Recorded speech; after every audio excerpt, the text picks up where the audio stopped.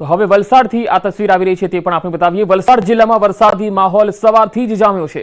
જિલ્લામાં તમામ તાલુકા વિસ્તારોમાં વરસાદ છે। ઉપરવાસમાં ભારે વરસાદથી નદી નાળાઓ બે કાંઠે વહેતા થયા છે। લો લેવલ કોઝવે અને નાના પુલ પર પાણી ફરી વળ્યા। સાળંગપુરથી પીઠા વચ્ચે ઓરંગા નદી તોફાની સ્વરૂપે વહેતી રહી છે। નદી પર આવેલા લો લેવલ કોઝવે પર પાણી ફરી વળ્યું છે। આ તસવીરો જુઓ। પાણી ફરી વળવાના કારણે બંને તરફનો સંપર્ક કપાઈ ગયો છે। નદીથી બીજી તરફ જવા 20 કિલોમીટરનો ચક્રાવો મારવા લોકો મજબૂર બન્યા છે। જિલ્લામાં હજુ ભારે વરસાદની આગાહી છે।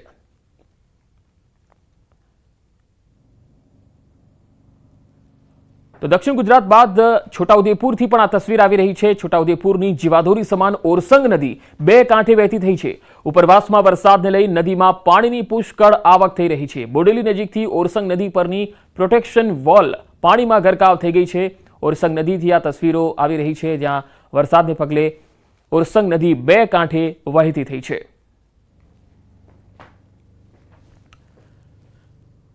તો રાજકોટના ધોરાજીમાં ધોધમાર વરસાદ પડ્યો। ભારે વરસાદને કારણે નદીઓમાં ઘોડાપૂર આવ્યું છે। ધોરાજીની સફુરા નદી તોફાની બની ગઈ છે। સફુરા નદીનો કોઝવે પાણીમાં ગરકાવ થઈ ગયો છે। પંચનાથ મહાદેવ મંદિરથી ખેતરે જવાનો માર્ગ ડૂબ્યો છે। કોઝવે પરથી લોકોને પસાર ન થવા માટે તંત્રએ સાવચેતી પણ આપી છે।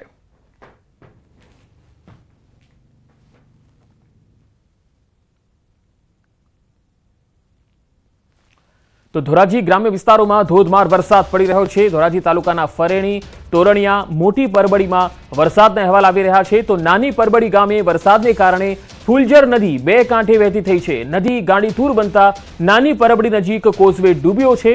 ચોકી જવાના કોઝવે પર પાણી ફરી વળ્યા છે। ધોરાજીથી આ તસવીર આવી રહી છે। પાણી ફરી વળતા ચોકી તરફ જવાનો રસ્તો બંધ થઈ ગયો છે।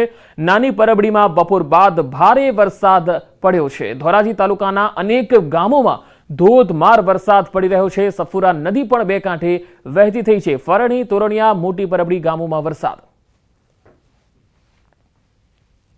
પરબડીમાં બપોરે 3 વાગ્યાથી 5 વાગ્યા લગીમાં અત્યંત ભારે વરસાદને કારણે નાની પરબડીની ફુલજર નદીમાં અચાનક ઘોડાપૂર આવેલ છે।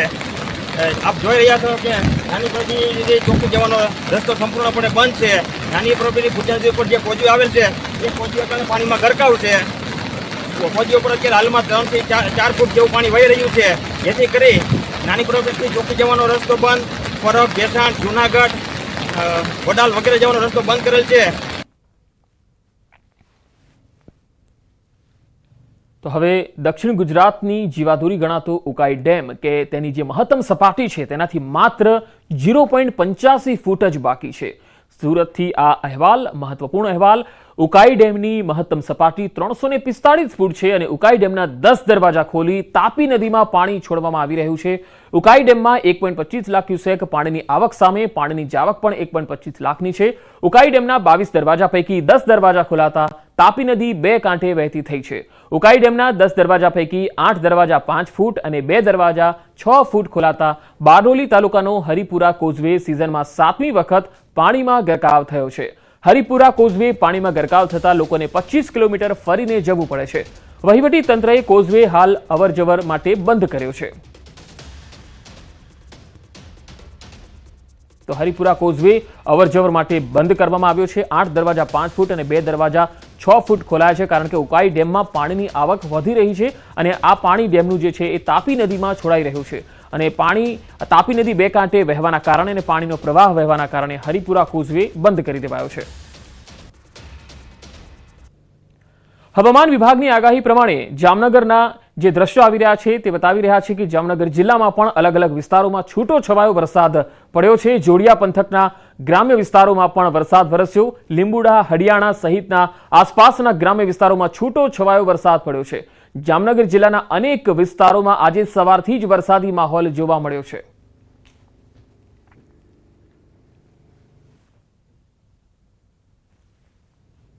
તો જામનગર જિલ્લામાં જોડિયા તાલુકો અને એના આસપાસના ગ્રામ્ય વિસ્તારોમાં ધોધમાર વરસાદના અહેવાલ।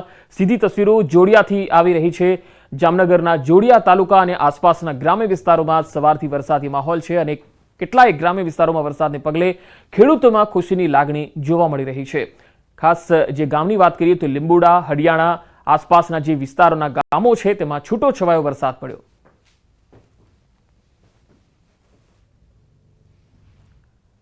તો જૂનાગઢમાં પડેલા સાંવેલાધાર વરસાદના કારણે સર્વત્ર પાણી જ પાણી જોવા મળ્યું હતું. વહીવટી તંત્ર અને કોર્પોરેશનની ટીમો ભવનાથ વિસ્તારમાં પહોંચી હતી. કલેક્ટર અને મ્યુનિસિપલ કમિશનરે પણ સ્થળ નિરીક્ષણ કર્યું હતું. પાણી ભરાઈ જતા વાહન વ્યવહારને ડાયવર્ટ કરવામાં આવ્યો છે.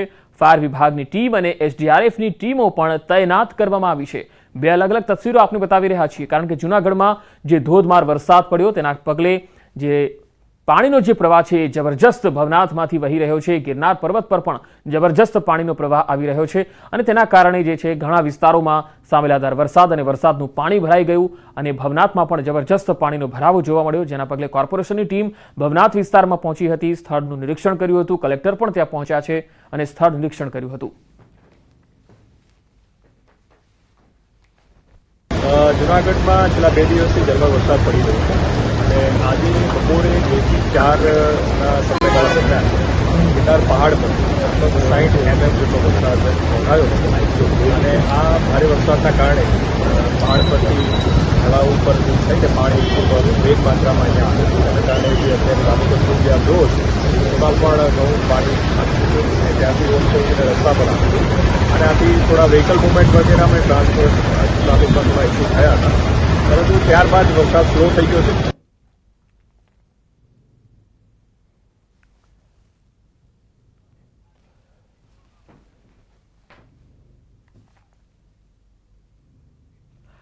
ખેલૈયાઓ ચણિયાચોળી, કેડિયું સાથે છત્રી, રેનકોટ પણ તૈયાર રાખજો, કારણ કે નવરાત્રીના રંગમાં વરસાદ ભંગ પાડશે.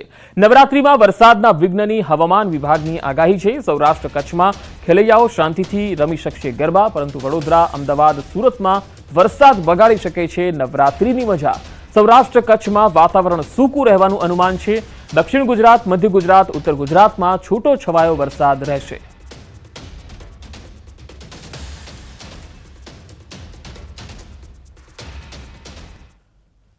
તો વરસાદની આગાહી વચ્ચે દક્ષિણ ગુજરાતમાં મેઘરાજાએ જબરજસ્ત બેટિંગ કરી. નવરાત્રીના આયોજકોની ચિંતા હવે વધી ગઈ છે. સુરતના બારડોલી નગરના કોલેજ મેદાનમાં પાણી ભરાઈ ગયા. બારડોલી નગરમાં મેગા નવરાત્રીનું આયોજન કરાયું છે, પરંતુ ભારે વરસાદને પગલે નવરાત્રી મેદાનમાં પાણી ભરાઈ ગયા.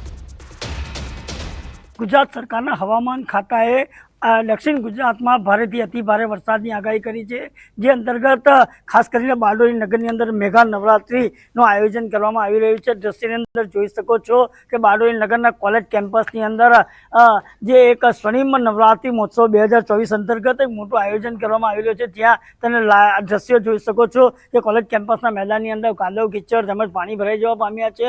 હાલ નવરાત્રિના જ દિવસો બાકી છે. જે નવરાત્રિ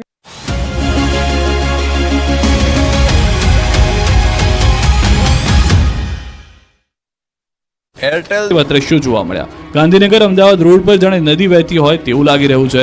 નર્મદાની મુખ્ય નહેર પાસે પાણી ભરાતા વાહન ચાલકો પરેશાન થયા. ટુ વ્હીલર ચાલકો તો આ પાણીમાં વાહન નાખવાની હિંમત કરતા નથી. ફોર વ્હીલ ચાલકો જીવના જોખમે પસાર થઈ રહ્યા છે. બીજી તરફ પાણીમાંથી અતિશય દુર્ગંધ મારતી હોવાની પણ ફરિયાદ ઉઠી છે. પાણી ભરાતા ટ્રાફિક જામ થયો છે. વડોદરામાં બુધવારે 110 કિલોમીટરની ઝડપે પવન ફૂંકાતા 20 મિનિટમાં તબાહી મચી ગઈ. 4ના મોત, 300થી વધુ વૃક્ષો ધરાશાયી. વીજપોલ અને હોર્ડિંગ ધરાશાયી થઈ ગયા. વડોદરામાં વાવાઝોડા અને વીજળીના કડાકા ભડાકા સાથે વરસાદ પડતા તબાહી મચી ગઈ, જેની તસવીરો હવે જોવા મળી રહી છે. વાવાઝોડાએ વેરેલી તારાજી સીસીટીવીમાં કેદ થઈ. અનેક સ્થળોએ વસ્તુઓ હવામાં ઉડતી જોવા મળી. એક રેસ્ટોરન્ટ પાસે આખી કેબિન ઉડીને દૂર ફેંકાઈ ગઈ. નાસ્તાની લારીઓના કાઉન્ટર અને ખુરશીઓ હવામાં ઉડી ગયા. રોડ પર ઉડીને જતા રહેલા કાઉન્ટર અને ખુરશીઓ લેવા વેપારીઓની દોડધામ જોવા મળી. 110 કિલોમીટરની ઝડપે પવન ફૂંકાતા વાહનો પણ હવામાં ફંગોળાયા. ભારે ભરખમ કાઉન્ટર ઉડતા પાર્ક કરેલી ઘણી બાઇકને પણ નાનું મોટું નુકસાન થયું. અત્યાર સુધીમાં 14 કાર, 14 ટુ વ્હીલર, 1 રિક્ષા મળી કુલ 29 વાહનોને નુકસાન થયું. 110 કિલોમીટરની ઝડપે પવન ફૂંકાતા કેબિન ઉડી. બીજી તરફ શહેરમાં 200થી વધુ ઝાડ, વીજપોલ, હોર્ડિંગ્સ ધરાશાયી થયા. મિની વાવાઝોડાએ 20 મિનિટ સુધી વેપારીઓને બાનમાં લીધા. સુરસાગર તળાવ નજીક સૌથી વધુ તબાહી મચી. આ બાજુ વડોદરામાં ઇન્ટરનેશનલ એરપોર્ટ પાછળ કરોડો રૂપિયા ખર્ચ કરવામાં આવ્યા છે, જે માથે પડ્યા. ઇન્ટરનેશનલ એરપોર્ટની છતમાંથી પાણી પડતા ઉઠ્યા અનેક સવાલ. ખુદ મુસાફરોએ વિડીયો બનાવી ઉઠાવ્યા સવાલ. કહેવાતા ઇન્ટરનેશનલ એરપોર્ટની છતમાંથી પાણીનો ધોધ પડતા અનેક સવાલ ઉઠી રહ્યા છે. આ બાજુ શિનોરમાં અનેક મકાનો અને વૃક્ષો, વીજપોલ ધરાશાયી થઈ ગયા. સેગવા ગામે મકાનની દિવાલ ધરાશાયી થઈ. ભારે પવન સાથે ભારે